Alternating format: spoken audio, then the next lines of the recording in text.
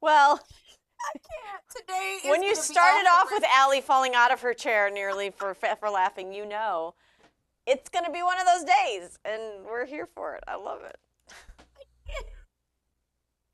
He has something for us. Uh-oh. Oh my gosh. Uh-oh. I'm scared. I don't know if I should be scared or entertained. What's All right, today we're going to talk about how we can find out and how much we can find out and what it takes to get there. So first we have to decide how much do we want to find out. So let's say in this case, I want to find out at a level of 7. Okay, so I find that level on my graph and I come horizontally to my gradient line. Where it intersects with my gradient line, I'm going to come straight down to where it intersects with my fuck around line. That there is going to tell me how much I have to fuck around to find out what I need to find out. See, as you can see, the more you fuck around, the more you're going to find out. And also, if you stay down here and you never fuck around, you'll never find out. So I hope this lesson is helpful.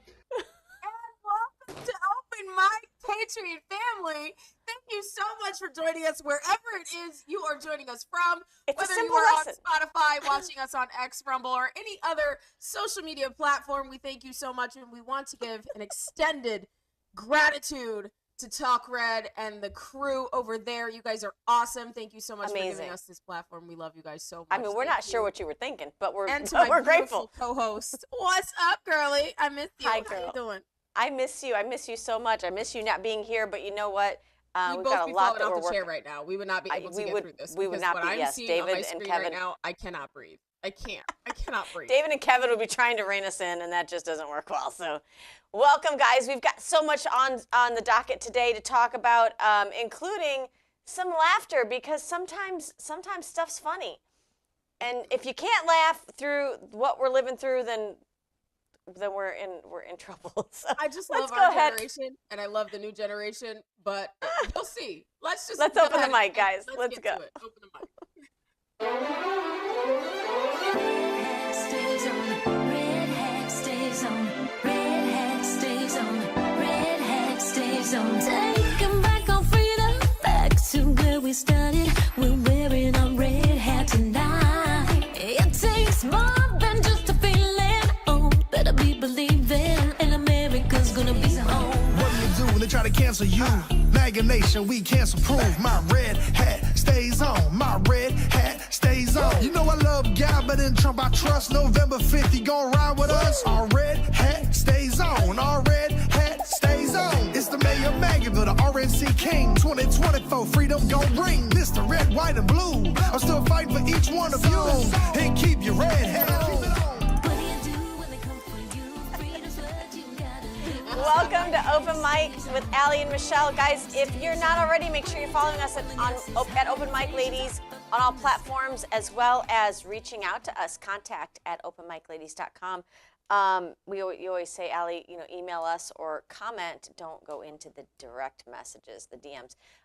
So how are you doing there, girl? How you doing, sis? I'm dying. I'm looking at a picture of a cutout of Khomeini Jr. with Joe Biden sniffing him, and I can't. I literally cannot. Well, I can't wait to talk about it. We'll talk more about Iran in the second half. You're going to have to stay tuned in and get through drinking your coffee, because you're not going to want to drink in the second half, because you're just going to be spitting it out. Y'all, I can't. I'm getting messages about him too. People are like, "Did you see this?" Right. Did you One see of my this? best friends, Tiffany Savage, posted, "Where is the Ayatollah?" And it literally is the Jeff Dunham suicide bomber dressed as Waldo, but standing like the cutout. I can't. Okay. Oh my gosh. Take it away. Oh my gosh. Take it away. So I'm losing So, it. Allie, we'll start off with our Secretary of War. I thought this is pretty interesting, because we're seeing this more and more in the Trump administration. Fearless leaders in the Trump administration, and I'll just say fearless men, really, especially, that are not afraid to close or start meetings with scripture reading or with directing what they're doing under the direction of Almighty God. So let's take a listen to Secretary of War Pete Hegseth here. The chairman and I, having just returned from Dover last night, our troops and their families, and the enormous sacrifice that they make is certainly heavy on my mind. So I'll close with scripture, drawing strength from Psalm 144. Blessed be the Lord, my rock, who trains my hands for war and my fingers for battle.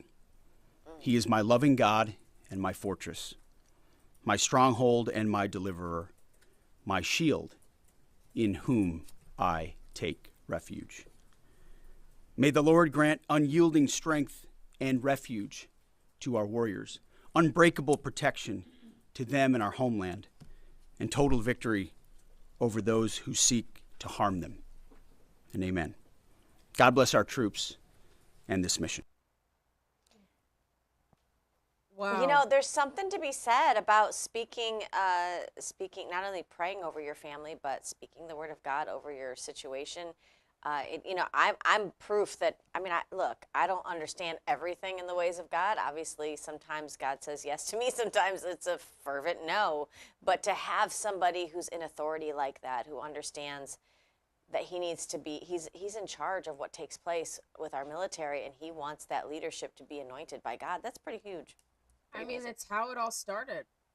Yeah. It's how it all started, and I love that he is continuing the tradition, no matter how uncomfortable it makes others feel. Yeah. So it's good. I'm glad to see. Well, somebody that I haven't heard a lot from. I know she's the press secretary and she's out in front all the time, but we've had so much news that doesn't really come from the secretaries, the press secretaries' briefings. We get them kind of firsthand. I was surprised to see her pushing back so hard on the Save America Act, because I can't believe there's still reporters that don't get it. And I know they've opened the press pool to include the people that John Thune loves so much, those independent media. But she's basically doubling down. And I want to make sure, as much as we cover the Middle East and other things, that we cover the Save America Act. Let's listen to Caroline Levitt, and then we'll discuss it. On another matter here at home, President Trump is urging Congress to pass the Save America Act, one of the most critical pieces of legislation in our nation's history. The Save America Act is overwhelmingly popular with all Americans because each provision is rooted in common sense. The Save America Act has 5 simple requirements as requested by the President of the United States. Number 1, voters have to show ID to cast a ballot in an American election. Very simple. 90% of Americans, including more than 80% of Democrat voters, agree with this. Number 2, the Save America Act will require all voters to show proof of citizenship in order to register to vote in American elections. Again, this is popular and rooted in common sense. Only American citizens have the right to vote in American elections. But after Joe Biden and the Democrats allowed tens of millions of illegal aliens into our country, it's more important than ever to ensure that only American citizens are registering to vote on our nation's voter rolls, and Congress needs to pass this. Number 3, the Save America Act abolishes the incredibly unsecure practice of universal mail-in ballots, which throw the door wide open for fraud. Importantly, the Save America Act maintains exceptions for Americans to use mail-in ballots for illness, disability, military, or travel reasons. The bipartisan 2005 report of the Commission on Federal Election Reform, chaired by, of all people, former President Jimmy Carter and former Secretary of State James Baker, concluded that, quote, absentee ballots remain the largest source of potential voter fraud, and it is time for Congress to finally address this. We can bring it back, 4, David. That's the Save pretty America Act permanently huge. bans men from competing in women's sports. President Trump signed a landmark executive order upholding the promise of Title IX and ending this dangerous and unfair practice. But now it's time for Congress to codify this into law. Amen. Number 5, the Save America Act bans transgender mutilation surgery for children. Again, President Trump signed a common sense executive order to do this and kept his promise to the American people, but now Congress needs to do the same and codify it. It's well past time for Democrats in Congress to stop perpetuating the radical and false claim that you can somehow change a child's sex. Yep. You cannot. All right, let's bring it back, Passing David. Save America. That is really all that is in the Save America Act. I don't understand why this is like pulling teeth without painkillers. I don't understand it. It's like hurting cats. It's like all the things, all of the adages that you can think of. This is ridiculous. Over 90% now. Over 90%. Yesterday it was like 85. 80, yep. Over 90% of Americans across all demographics, across all political parties, want the Save America Act. What is happening? Allie, and what's most disgusting about this, you're absolutely right, is that we, the American people, are getting a firsthand look at how difficult it is to pass something so common sense and so riddled in our Constitution. So again, I love it because you said it yesterday, like, you know, taking out, you know, regime leaders that you know, want to submit to war with us for 47 years. Handling that can't handle just securing our elections. And here's the thing, guys, 2026, the midterms are right around the corner. Don't tell me that there's not those that sit within our Republican Party, some of them that are not so pro-Trump and may want to see us lose either the Senate or the House or both and be able to have a different majority that wants to impeach Trump. We're teetering on this. I think this is why Trump's got his foot on the gas pedal, because we're flirting with disaster here. Cleaning up the voter rolls is something that everybody should want. The Save America Act is something that everyone should want. Chuck Schumer really put his foot in it. I don't know what he's advocating for here. I'll let the American people decide. Let's roll this clip of Chuck Schumer. It's about voter registration. It allows ICE to kick tens of millions of people off the rolls, and they don't tell them until Election Day, and you show up and you say, you're not registered anymore, you're not registered here, you're not on the rolls. And they say, I didn't know that. This is a bill that destroys the country, and it is not about showing ID when you show up to vote. It's about the voter registration rolls, destroying them, purging them, not letting people know, and taking the rights in a algorithm put together by ICE, put together by Doge and Musk. It's an outrage, and that's why so many people don't want to pass. I'm sorry, say what? Now, what does ICE do besides cool off your drink? Immigration. Why would anybody have an issue with a form of federal law enforcement that focuses on illegal immigration having a role in making sure that our elections are secure? Who might they be looking at? Illegals. You know what's funny? He said tens of millions. How many illegals did we have come across the border? So, Chucky, they better just put you back on a teleprompter or a script, because you kind of leak out exactly what your role is in making sure that illegals have the ability to vote. We already know, guys, there are states that do not require identification. California, if you try to show your ID at the polling location, they're going to tell you to put it away. Right. Well, and I think this is part of the plan, right? You allow people to just talk. When you give them a mic or you give them space to speak or act, they show you who they are. Yes, ma'am. Believe them. This isn't just a talking point for them. They literally believe this, that it's going to destroy the country because they have allowed tens of millions of people to come across our border unvetted, undocumented, and been allowed to be put on our voter rolls so that they can influence our elections. That is war, in essence. And here's the thing, Allie, and I know this from living in a district where we have a supervisor of election who has been cleaning up the voter rolls because the people put pressure to do that, and that's exactly our role. That's what we should do.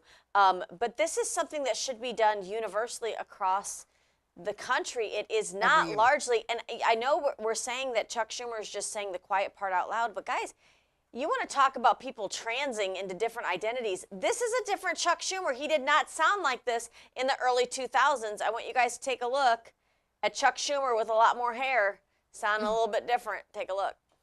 Let's admit the truth. Everywhere people go, they're asked for a Social Security card. In fact, one way to prove you're a bona fide person who can have a job is to ask for a driver's license and a Social Security card. This is an anti-fraud amendment. All over where we go, people say, well, why can't you stop illegal immigrants or others from coming here. And the number one answer we give our constituents is when they come here, they can get jobs, get benefits against the law because of fraud. What they are proposing in this so-called SAVE Act is like Jim Crow 2.0. They can't argue it on its foundation and on its policy, so they've got to throw race and you poor women into it. We were closer to Jim Crow laws back then when you were speaking than we are now, sir. What in the actual? Back then, Chuck Schumer seriously. was advocating for an amendment that would actually secure not allowing fraud in our country by mandating not only an ID but a social security card. They're talking now. He's talking now, Allie, about people being cleaned off of a voter roll without knowing. You want to know how many dead people voted for Joe Biden? Maybe we should clean them off the voter roll. You know what you could do as the American people? And I know they think that you are incapable of getting an ID and finding your way to a polling location to vote. But you and I both know you're capable. You can go to your supervisor of elections website. You can call them. You can go to their office and you can check your voter status. You can do that from now till the elections.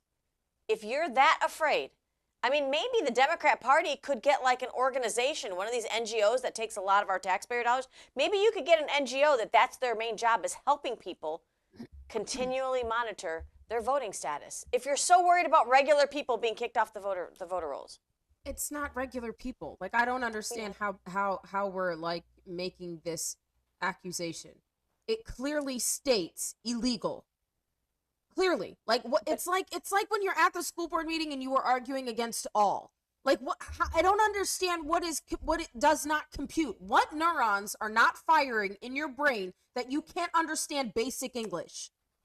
Yeah, Allie, his ask here is that, listen, there's this kind of AI developed, Elon Musk kind of software that's going to make this. Well, if that is your true argument, let's meet them at their asinine argument, then there are ways to check. And you know what? You should be checking your voter status. You should. Yep. You check your bank status. And you that's a good point. You check your bank account. So this is what I'm proposing, because we also have Democrats that are refusing to fund DHS, CBP, and TSA, Homeland Security, all that. Why is it that they can withhold our money from funding the things that the American people want funded, but we can't withhold our pay when they decide to not pass, 90% majority of what Americans want passed? You're absolutely right, Allie. In any other job situation, if we were underperforming or not performing or not showing up or closing down divisions. I mean, think about it. Think about you own a business, right? And there's like 5 different divisions and you just choose to not properly address one of the divisions. Like what mom and pop shop ever functions like that? We can't. It's proof that they do not operate in the same reality that you and I live in. And the fact that Caroline Leavitt had to come out and re-explain that this does not affect women voters unfairly is asinine. Let's take a listen to her. So one of the biggest things that the Democrats are saying, the claims that they're making, is that the Save America Act, it would prevent married women from voting in elections or make it harder for them. What do you have to say to those claims? Is there any validity to them, and where do you think they're getting this from? There is zero validity to these claims, and I'm glad that you brought them up, because you have the Democrats who have created this myth, and it has been perpetuated, unfortunately, by many in the mainstream media. Let me be very clear. The Save America Act does not prohibit anyone from voting, with the exception of illegal aliens. And the greatest way to disenfranchise American citizens from voting in American elections is to allow illegal aliens to vote, which is what Democrats want to do. We see it taking place in Democrat jurisdictions at the state and local level across this country. So the Save America Act corrects that. And as far as married women who have changed their name, if they're already registered to vote, they're entirely unaffected by the SAVE Act. And for the small fraction of individuals who have changed their name or their address, they can still register to vote, of course. They just have to go through their state processes to update that documentation. And this is something that the American people, married women and minorities and people all across this country who Democrats are insultingly saying cannot do this, they're already doing it every day, going to the Social Security office, going to the DMV. And I think it's frankly insulting that the Democrats are saying that there's certain groups of people in this country who aren't smart enough to update their documentation to allow them to vote. Again, this is a huge myth, and thank you for giving me the opportunity to address it. You can bring it back, David. Thanks. Yeah. I'm going to say this one more time.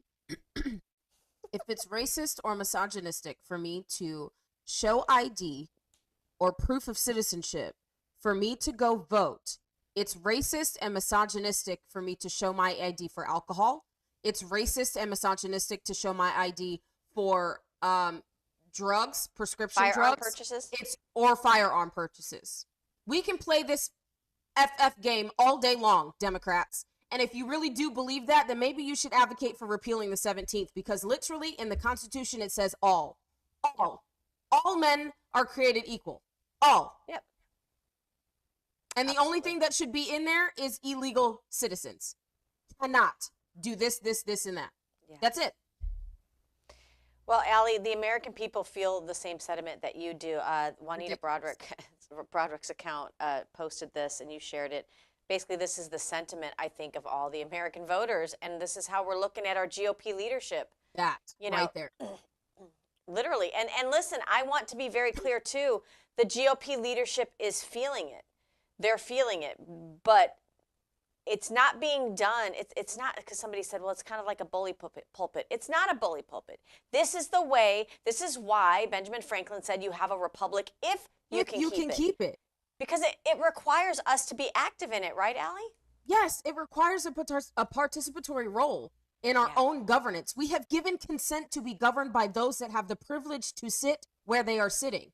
And if you feel like you are being bullied and you can't take constructive criticism, you are in the wrong position. Find a different job to go do. Become an advisory somewhere. Become an advisor somewhere or a consultant somewhere, but do not sit in an office in an elected position where you actually have to listen to the will of the people. And 90% of the people are telling you to pass the Save America Act to make sure that only American citizens are voting in our elections, and you can't get off your best intentions to do it. You don't deserve the right to sit in office and represent the American people. Well, Allie, and it gets even more frustrating, guys. Listen, Leader John Thune has, he's said many things. We still calling him that? Well, yes, that until somebody, listen, you don't want to know how easy it is to unseat him from his leadership position? Don't get me started on that, Democrats, or senators. They could very easily, all we have to do is have 5 people in agreement to take up the vote to switch leadership. We could do that today. We could do that before the end of business today. So absolutely, Allie. Until then, yes, because they can gripe all they want about John Thune, but until they remove him as leader, it's who we got. But he's been taken to the microphone. I think somebody should he should follow a Mitch McConnell approach and maybe not let him speak unless we're meant to hear it, guys, because he's really telling us what he doesn't know. They don't even understand how the Senate is supposed to operate. The Senate has rules, just like the House has rules, just like your state legislature has rules. There are tools within their tool belt that they can use to push this. All he's done is step to the podium and say, I can't do it, and I've tried to let the president know that. That is complete BS, but hear it from his own words. Take a listen. We don't have the votes either to proceed, get on a talking filibuster, nor to sustain one if we got on it. But that is just a function of math. And there isn't anything I can do about that. I mean, I understand the president's got a passion to see this issue addressed, as we all do. Does he understand that, though? Well, we've conveyed that to him, but we will continue to make that argument because I think it's important that everybody understand that this really is about the votes, it's about the math. And I'm for better or worse, I'm the one who has to be the clear-eyed realist about what we can achieve here. And so we'll continue to convey that. And I think that we're going to have the fight on the floor. We're going to vote on this. We're going to put it up, and we'll give the Democrats the opportunity to cast their vote on whether or not they think non-citizens ought to vote in American elections. Weaponized incompetence. Well, and there have been many people that have studied what's going on in the Senate. What you guys have to understand is that the Democrats actually filibustered the vote to the Civil Rights Act. Yes. They filibustered it. That what he's talking about is a talking filibuster. So it's forcing the Democrats to have to debate why they don't. If they want to stall this, they have to debate why they don't want this done. Now, Lindsey Graham took to the podium the other day, last night, and said this is why we're nervous about it, because they're going to just talk about everything. They're going to start talking about J6. They're going to let them do it. Let the American people see that they don't get it, that they'd rather bloviate about things that have nothing to do with our elections. Like they do in committee hearings when they talk about things that are not pertinent to the hearing. There's a couple of things that Senator Thune is not telling the American people. Not only can you force this to go to a talking filibuster, but you also don't have to adjourn at the end of every night, which means the session continues. You want to try to wait people out? You can go to recess and get something to eat and come back. It's been done before. There's also, and I know he hasn't said this because he's not trying to educate the people, but he's also worried that there'll be endless amendments and that the Democrats are going to use this as a circus. No, there is a thing on the Senate floor called the amendment tree. I think it's 15 amendments you're allowed to have on the floor at one time. You know who can get recognized out of turn? Leader Thune. He could actually get recognized at the opening of this talking filibuster and put 15 amendments on the amendment tree and lock those. And lock so the them in. Democrats can't use it. He's not being truthful. He's not even trying to educate the people. Because it's weaponized incompetence. He needs to be removed from office post haste. For y'all that don't understand that means immediately. Like, he needs to be removed from office immediately. This is not someone that understands proper roles and responsibilities of the office he has privilege to sit in. He does not recognize that he has a privilege to sit there. We, the people, have given consent to be governed by him, and he is not wielding the will of the people, which is his position. That is his role. He's not even being talking honest about trying to get votes, that is what the whip is supposed to be for. John Barrasso, who is the whip of the Senate, majority whip, is supposed to be able to get those votes. What, on both sides of the aisle, not just one. So what he is actually saying is, I don't understand my job. I am useless at my job, and you need to fire me, South Dakota. That is what he's saying.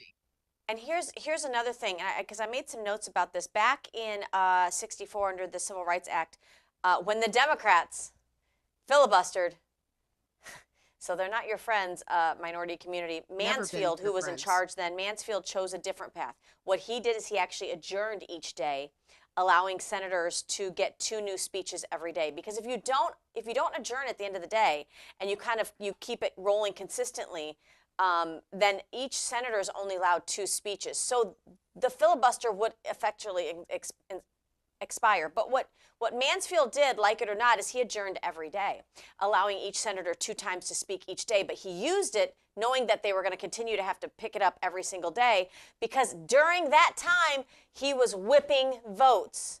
Yes. Because as more people speak, as you become more aware of what people are saying or aren't saying, the pressure builds. You make them sweat it out. And knowing that 90% of America wants to see this done, you can whip the votes in action. But this is pushing the pressure of what you've been elected to do. This is not comfortable. It's not convenient. It's not sexy. It is your battlefield. Well, just like we send young men and women overseas, and they don't want to do it, Allie. It's so frustrating. And this is actually how the Senate is supposed to run. This is the function of the Senate. This is what they are supposed to do. Argue and debate. Bring it back. Make it worth the moment. We are in our 250th year. Make it worthy of the moment. If this is such an issue, if this is such an issue and 90% of Americans want this issue, why not make it worthy of the moment? Yeah, what greater celebration could we have? John Thune is missing out on the opportunity to go down in history as one of the greatest senators in United States history during our bicentennial year by bringing the most controversial, which it shouldn't be freaking controversial to begin with, the most controversial bill, the most advocated bill in American history, aside from the Civil Rights Act, because that I'm pretty sure 90% of Americans wanted that done too. Yeah. But again, Democrats decided to put their foot in their mouth and stick their head in the sand and say, no, absolutely not. So with regard to the talking filibuster, guys, 25 Republican senators have pledged to do this, to take to the standing filibuster. Trump wants to see it done. But you know the issue? 25 GOP senators still have not joined. This is your homework today. Take a look at this. We're going to put up on the screen, and I'll make sure that our tech team also finds a way to share this on our social media. We've done the liberty of including the phone numbers here. Take a look at some of these names, and I want you to imagine who some of these people are and whether or not you've ever seen them side by side with Trump when it was time for them to get elected. I'm thinking of people like Tom Cotton. I'm thinking of people like Lindsey Graham, Chuck Grassley, Mitch McConnell. He's not going to stand. He'll be in he'll be wheeled around. I'm surprised Kennedy's on there. Well, Uncle Kennedy, what is happening, sir? Yeah. We have to get these 25 on board with the talking filibuster, and use some ingenuity. Make the system work.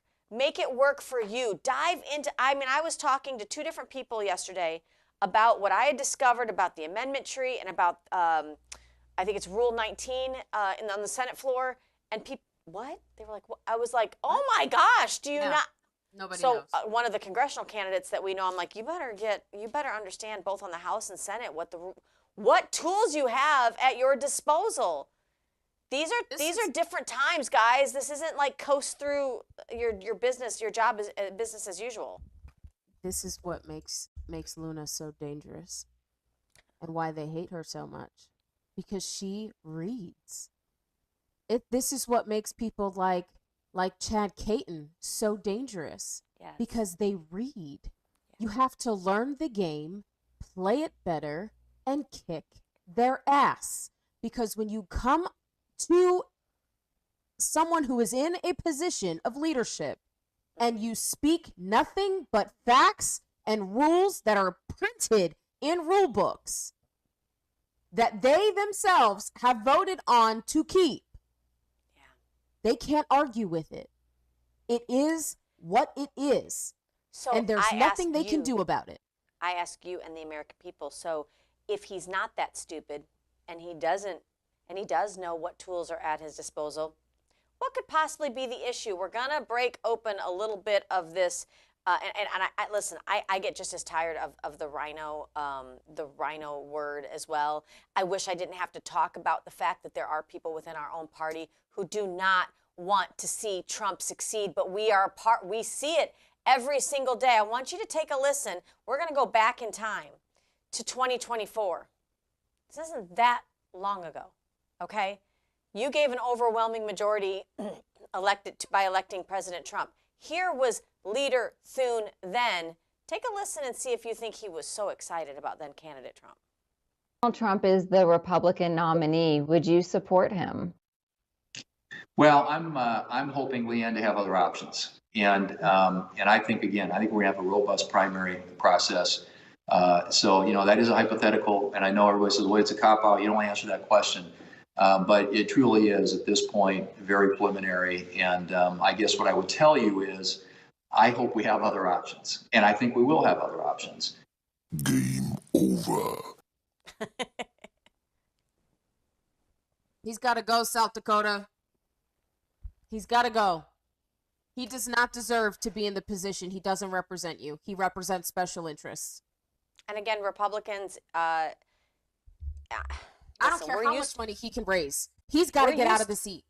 we're used to seeing bravery on the House side. We really are, with the Freedom Caucus there. Senate, it's your turn. If he cannot get the job done, we need 5 senators to call for a vote to replace him as leader. And then we need somebody brave enough to step up. And I'm just saying, Stubby, I think you would be really great. I'm just Stubby somebody. would be good. Mike Lee would be perfect. Mike Lee would be great. Mike Lee would be great. You're telling me we can't find 5 Republicans to do this, Allie? What do you think? We can find 5. We can find 5. I don't think we can't find 5. It is extremely possible. I mean, I'm pretty sure there's already 5 that might be discussing it. Look, Ashley Moody, Rick Scott, Greg Stubbe. Can it be all Florida? We'll do it. We got it. We'll just handle it. Florida will just handle it. Because maybe Florida, pull a couple from Texas. I don't know. Right. Florida's the FAFO state. Just it is what it is. We're putting it on the flag. Gracious. Well, Allie, General Michael Flynn was very vocal about this. Who knows better about Republicans eating themselves, basically, because they cannot stand also a Trump. They have a portion of Trump derangement syndrome. You saw it with the way the establishment immediately took a sharp turn away from Trump back in 2016, 2020. They really weren't a help with trying to get to the bottom of the election mess. Right. In 2024, you heard Thune. They were like, we want to see who else is running. So here is some intelligent comments by General Michael Flynn. He's going to kind of lay it out. Take a listen. We are still in the midst of this overthrow, Benny, and your audience needs to know it. And I'm not kidding. I'm not joking. I'm not a lightweight in this business. This is who I've been and what I have been doing for my entire life. They came after me as target number 1 early on in the 2016, 2017 Trump administration for very good reason. And it's not just the left. There are elements inside of the Republican establishment in Washington, D.C. and other parts of our country that are so against Donald Trump. They so want him to go away. They want this notion of MAGA to just disappear. And I'm here to tell you that it is not. The American people, like the Japanese said, don't awaken the American giant, right? The sleeping giant.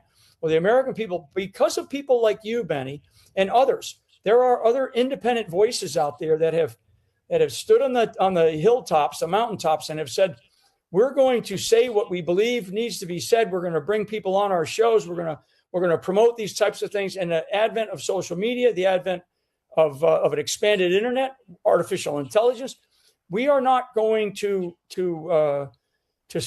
stand down from this overthrow because it is very, very real.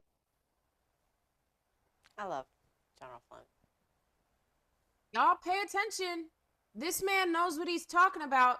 You don't get to be a general in one of the most fiercest, well-respected military of the world without knowing what the hell you're talking about. You don't get to serve under presidents and then become attacked and become target public enemy number 1 if you don't know what the hell you're talking about. Y'all better listen to this man.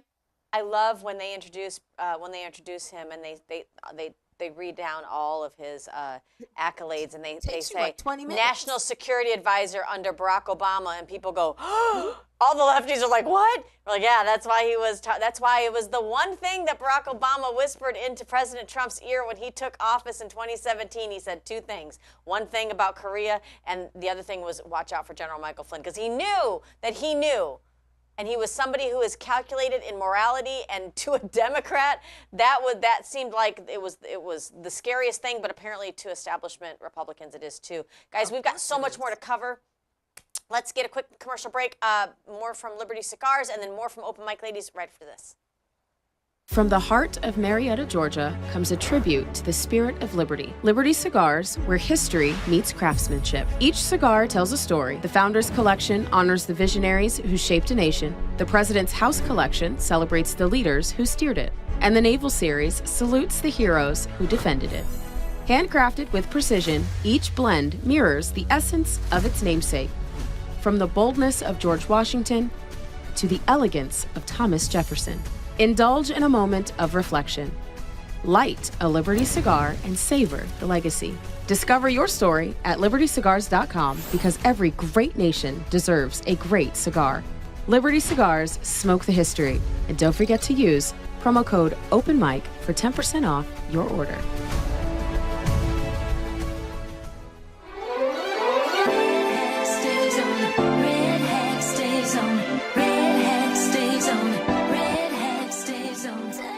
Welcome back to Open Mic with Allie and Michelle. Allie, I want to get to something that you talked about earlier in the first segment about, the Democrats not funding the Department of Homeland Security at a time when we know we have sleeper cells in this country ready to attack, really. And I think Fox News did this report justice. Anybody who's traveled recently and stood in the TSA lines, you understand what they're going through.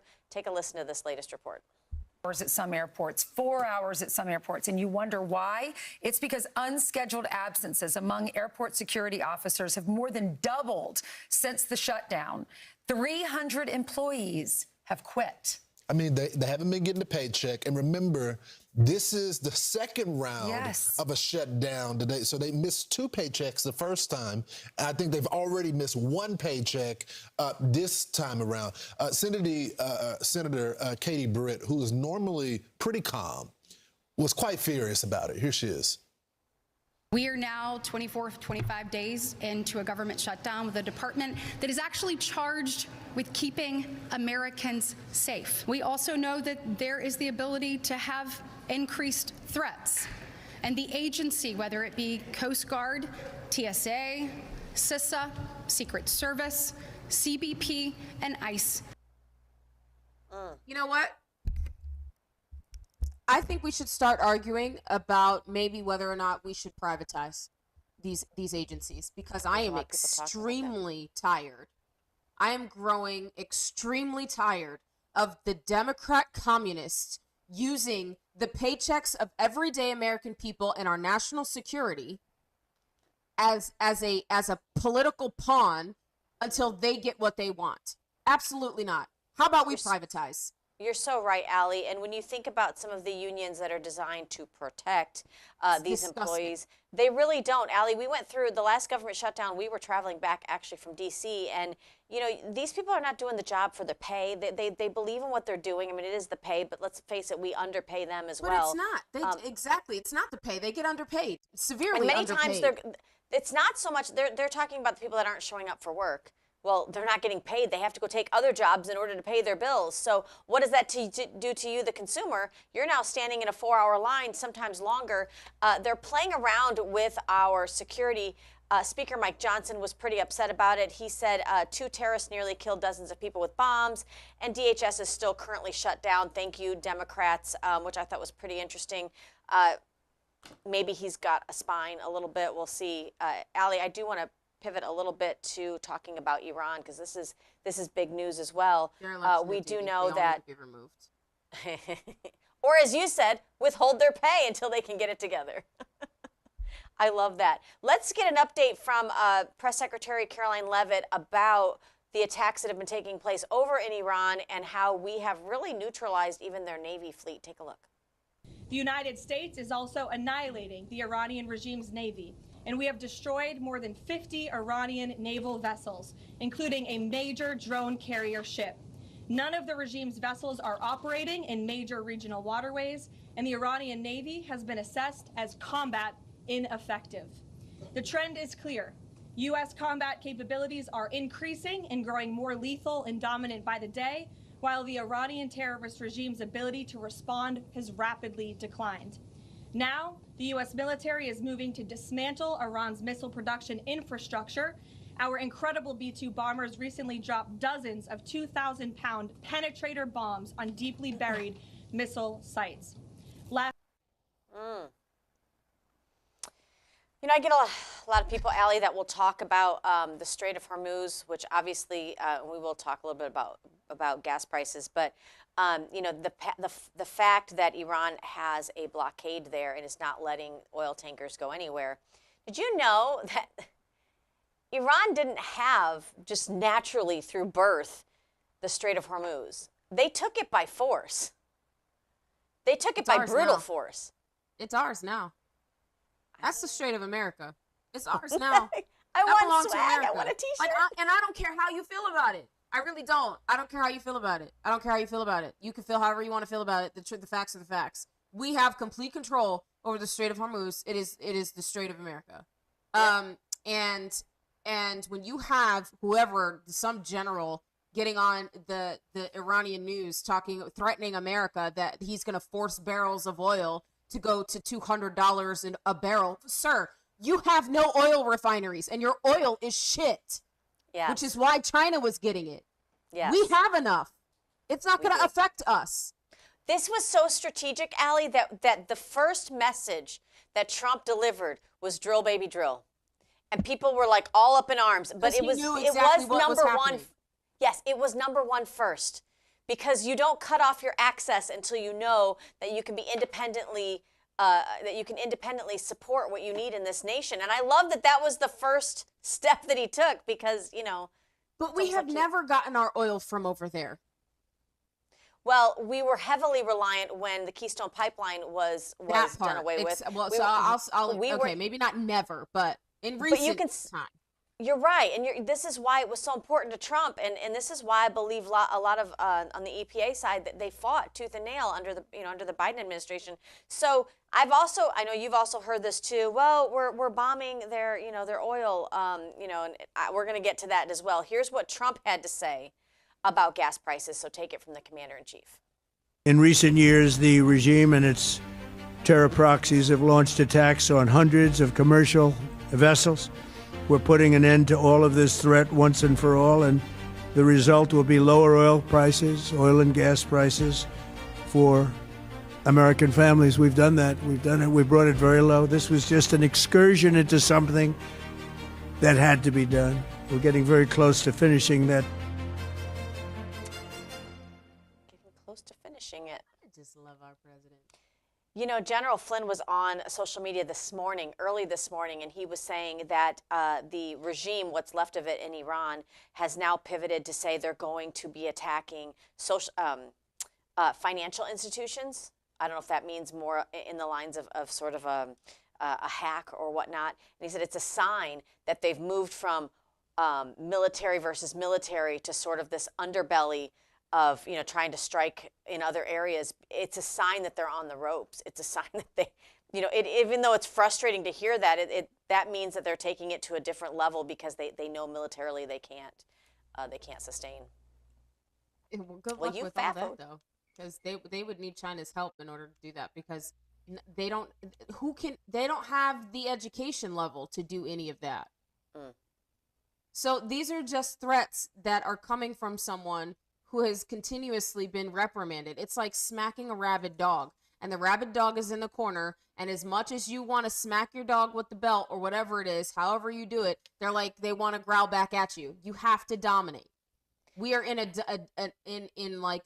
can't even, whatever. Y'all understand what I'm saying. This is I do, Allie, when you brought that up though, that actually reminds me of something. And something that you and I have experienced a lot. Sometimes the big bully in the room isn't really a bully. They've just never been properly challenged. And what we're finding, I think, is, Iran really talked this big game. They were the #1 state sponsor of terror financially. Thank you, Obama, for delivering cash to them. But when push comes to shove, when you push back, you really kind of see behind the imagery of what you thought was this big, badass.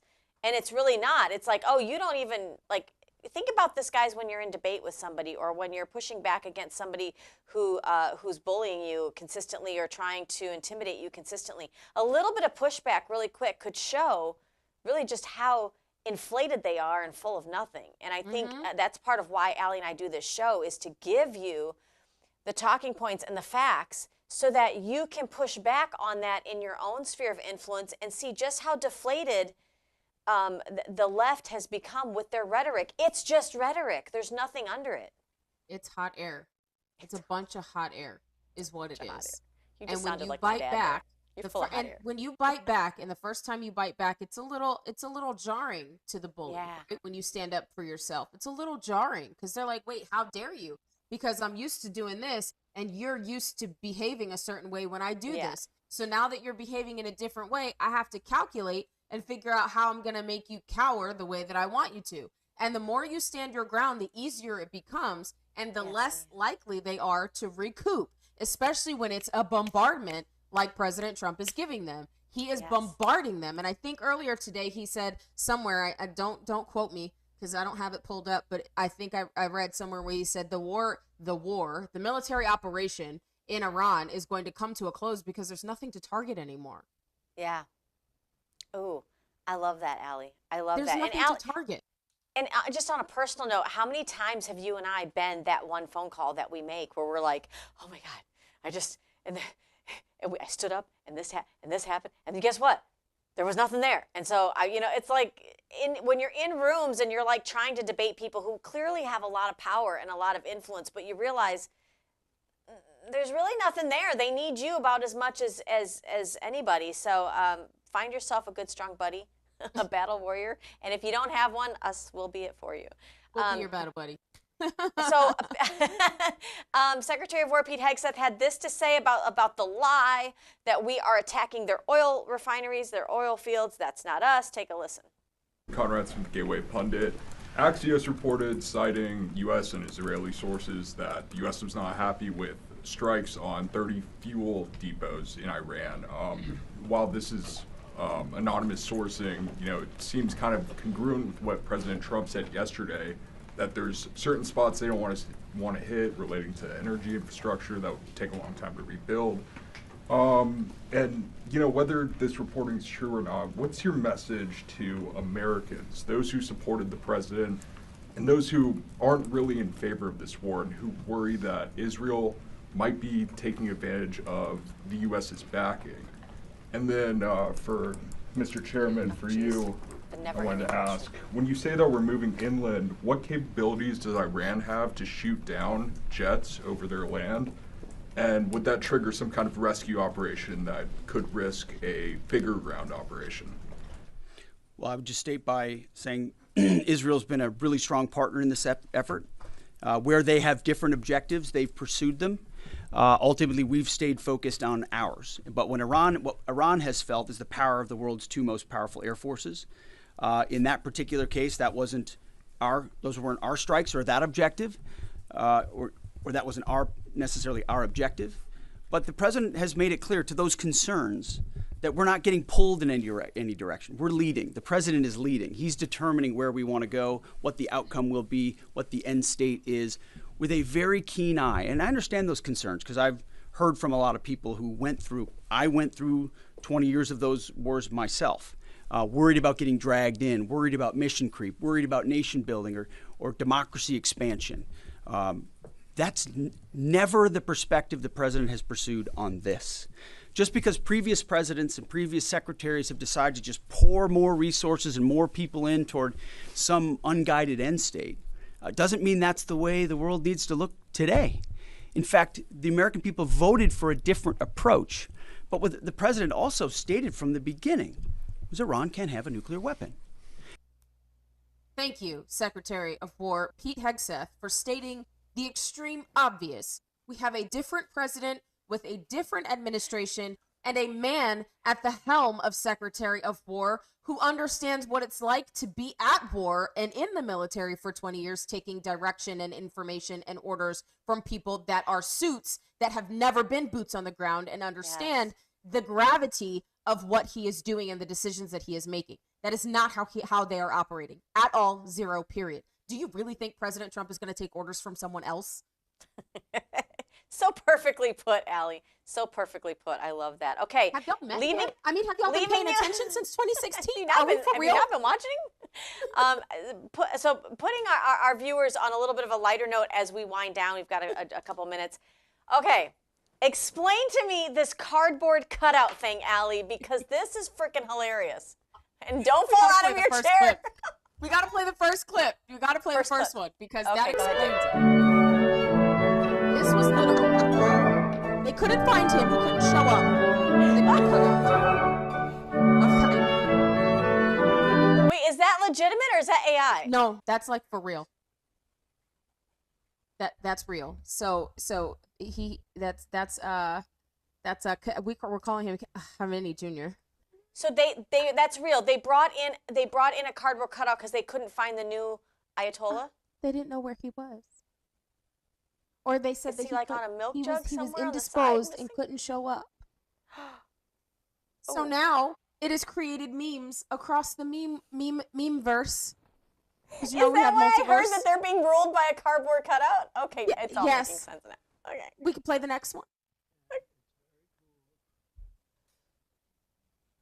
So this is President Trump showing Laura the cardboard Ayatollah.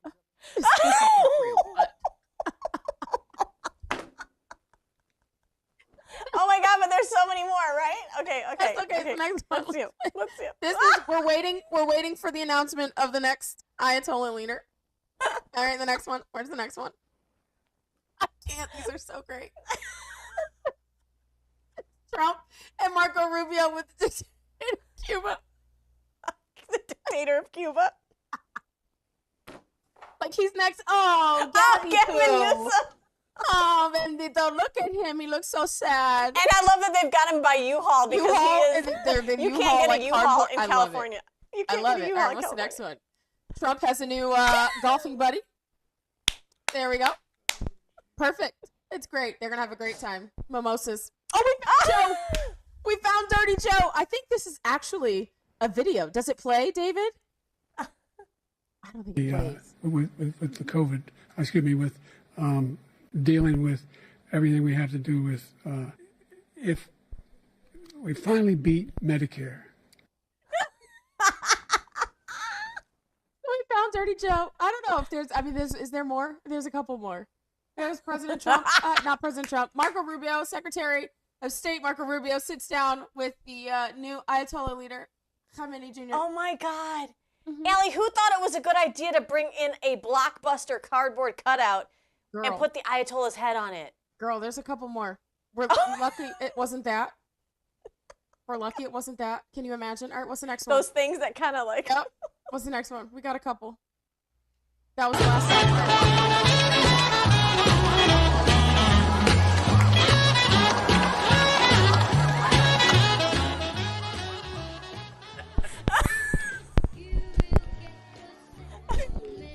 Okay, wait.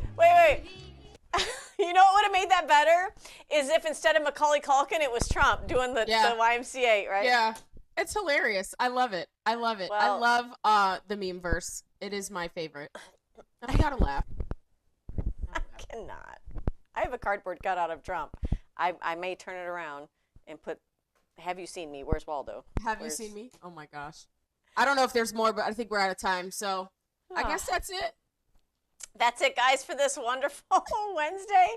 Guys, make sure that you lock it here on Thursday and Friday for Open Mic with Allie and Michelle, 10 a.m. Eastern. Like, share, subscribe, follow us on social media. I hope you had a little bit of laughter at the end. You got to laugh at some point, guys. Make sure you keep your personal mic open. We'll see you next time. Red hat stays on. Red hat stays on. What do you do when the gas is high? Inflation's up in the sky.